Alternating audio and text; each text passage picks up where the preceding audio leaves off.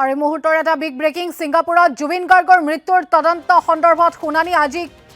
কৰনাৰ্ছ কোৰ্টত জুবিনৰ মৃত্যুৰ গোচৰৰ শুনানি ছিংগাপুৰ আৰক্ষীয়ে দাখিল কৰিছে তদন্তৰ প্ৰতিবেদন জুবিন গাৰ্গৰ মৃত্যু স্বাভাৱিক বুলি উল্লেখ কৰা হৈছে সেই প্ৰতিবেদনত পানীত ডুবি জুবিনৰ মৃত্যু হোৱা বুলি উল্লেখ কৰিছে ছিংগাপুৰ আৰক্ষীয়ে তদন্তৰ প্ৰতিবেদনত জুবিনৰ স্বাস্থ্য সম্পৰ্কীয় তথ্য উল্লেখ কৰা হৈছে জুবিনৰ দেহত মাত্ৰাধিক এলকহল পোৱা বুলি উল্লেখ কৰা হৈছে এই প্ৰতিবেদনত আৰু মৃত্যুৰ সময়ত লগত থকা সাক্ষীৰ ভিডিঅ' আদালতত উত্থাপন কৰিছে তদন্তকাৰী আমি ইতিমধ্যে উল্লেখ কৰিছো জুবিন গাৰ্গক লৈ মুহূৰ্তৰ অন্য এটা বিগ ব্ৰেকিং ছিংগাপুৰত জুবিন গাৰ্গৰ যি মৃত্যু হৈছিল সেই মৃত্যুৰ তদন্ত সন্দৰ্ভত শুনানি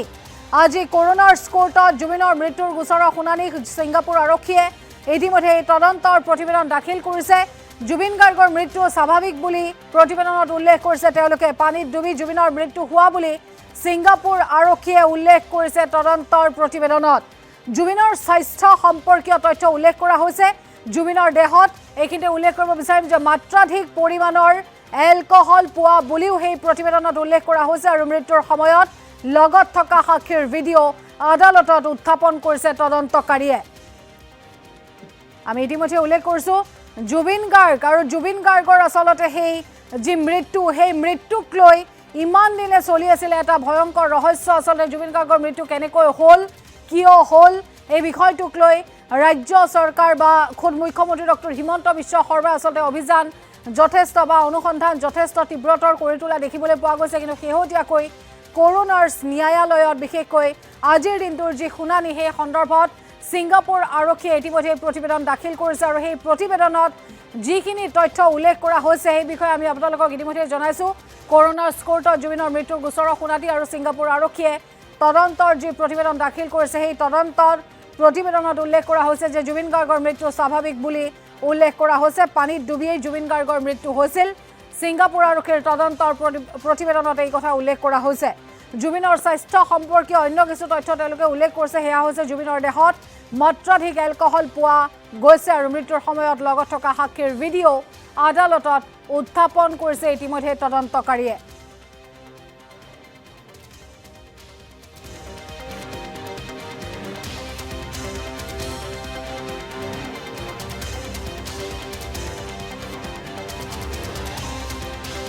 আমি ইতিমধ্যে উল্লেখ কৰিছোঁ জুবিন গাৰ্গৰ আচলতে যি মৃত্যু সেই মৃত্যুক লৈ ভয়ংকৰ আচলতে এক ৰহস্যৰ সৃষ্টি হৈছিলে জুবিন গাৰ্গৰ মৃত্যু কেনেকৈ হ'ল বা জুবিন গাৰ্গৰ সৈতে এনেধৰণৰ এক ঘটনা কেনেধৰণে সংঘটিত হ'বলৈ পালে সেই আচলতে অভিশপ্ত দিনটোত জুবিন গাৰ্গৰ সৈতে যোৱা যথেষ্ট সংখ্যক লোকৰ সাক্ষ্য ইতিমধ্যে গ্ৰহণ কৰা হৈছে আৰু এই সন্দৰ্ভত কিছু বিশদ তথ্য লাভ কৰিবলৈ আমি ফোন লাইনত সংযোগ স্থাপন কৰিছোঁ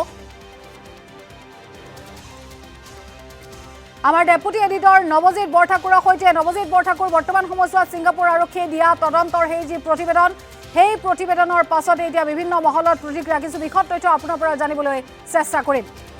হয় নিশ্চয়কৈ সমগ্ৰ বিষয় সন্দৰ্ভত প্ৰকৃততে অসম আৰক্ষীয়ে অনুসন্ধান অব্যাহত ৰাখিছে আৰু মুখ্যমন্ত্ৰীৰ নিৰ্দেশত সমগ্ৰ বিষয়টো আৰক্ষীয়ে অতি ক্ষিপ্ৰতাৰে তদন্ত আগবঢ়াই লৈ যোৱা পৰিলক্ষিত হৈছে কিন্তু আজি ছিংগাপুৰ আৰক্ষীয়ে দেশখনৰ কৰনাৰ্ছ কোৰ্টত যি প্ৰতিবেদন প্ৰকৃততে শুনানিৰ সময়ত আজি শুনানি আছিল ছিংগাপুৰৰ কৰনাৰ্ছ কোৰ্টত আৰু সেই শুনানিৰ সময়ত যি প্ৰতিবেদন দাখিল কৰিছে সেই প্ৰতিবেদনত কিন্তু উল্লেখ কৰা হৈছে যে জুবিন গাৰ্গৰ মৃত্যু সম্পূৰ্ণৰূপে স্বাভাৱিক বুলি সেই প্ৰতিবেদনত উল্লেখ কৰা হৈছে জুবিন গাৰ্গ প্ৰকৃততে পানীত ডুবি মৃত্যু হোৱা বুলি ইতিমধ্যে কৰনাৰ্ছ কোৰ্টত যি প্ৰতিবেদন দাখিল কৰা হৈছে সেই প্ৰতিবেদনত উল্লেখ কৰা হৈছে আৰু ইতিমধ্যেই ৰাষ্ট্ৰীয় সংবাদ মাধ্যমৰ পৰা আৰম্ভ কৰি একাংশ ৰাষ্ট্ৰীয় সংবাদ মাধ্যমৰ পৰা আৰম্ভ কৰি সকলোতে উল্লেখ কৰিছে যে জুবিন গাৰ্গৰ যিদিনা 19 ছেপ্টেম্বৰ সেই অভিশপ্ত দিনটো সমগ্ৰ ৰাজ্যবাসীৰ বাবে যিটো দিনত জুবিন গাৰ্গৰ মৃত্যু হৈছিল সেই দিনটোত প্ৰকৃততে জুবিন গাৰ্গৰ দেহত মাত্ৰাধিক এলকহল পোৱা বুলি উল্লেখ কৰা গৈছে আৰু মৃত্যুৰ সময়ত একাংশ সাক্ষীৰ ভিডিঅ' আদালতত দাখিল কৰা বুলি ইতিমধ্যেই একাংশ ৰাষ্ট্ৰীয় সংবাদ মাধ্যমৰ সমগ্ৰ বিষয়টো প্ৰকাশ পাইছে যে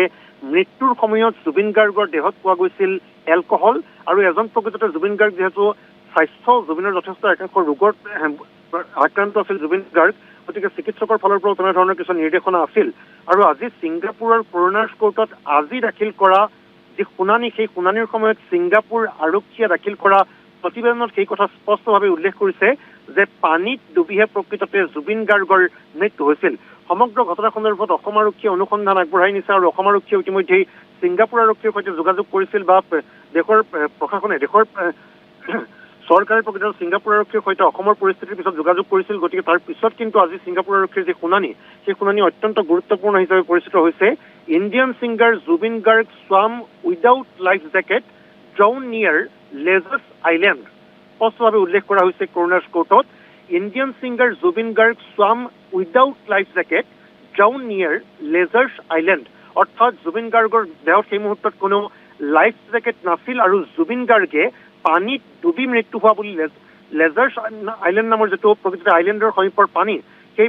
প্ৰকৃততে পানীত পৰি পানীত ডুবি মৃত্যু হোৱা বুলি কৰোনাৰ্ছ কোৰ্টত ছিংগাপুৰ আৰক্ষীয়ে যি প্ৰতিবেদন দাখিল কৰিছে, সেই প্ৰতিবেদনত স্পষ্টভাৱে উল্লেখ কৰা হৈছে। গতিকে অসম আৰক্ষীয়ে যি অনুসন্ধান প্ৰকৃততে আগবঢ়াই লৈ গৈছিল, শ্যামকানু মহন্তকে ধৰি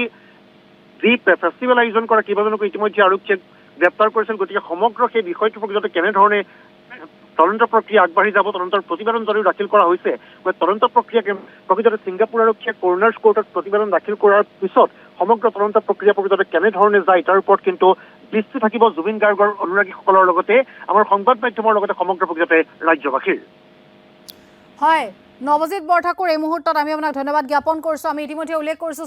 ছিংগাপুৰ আৰক্ষীৰ তৰফৰ পৰা ইতিমধ্যে তদন্তৰ প্ৰতিবেদন দাখিল কৰা হৈছে কৰোনাৰ্ছ ন্যায়ালয়ত আৰু আজিৰ দিনটোতে আচলতে শুনানি কৰোনাৰ্ছ কোৰ্টত ছিংগাপুৰ আৰক্ষীৰ সেই যি প্ৰতিবেদন, সেই প্ৰতিবেদনৰ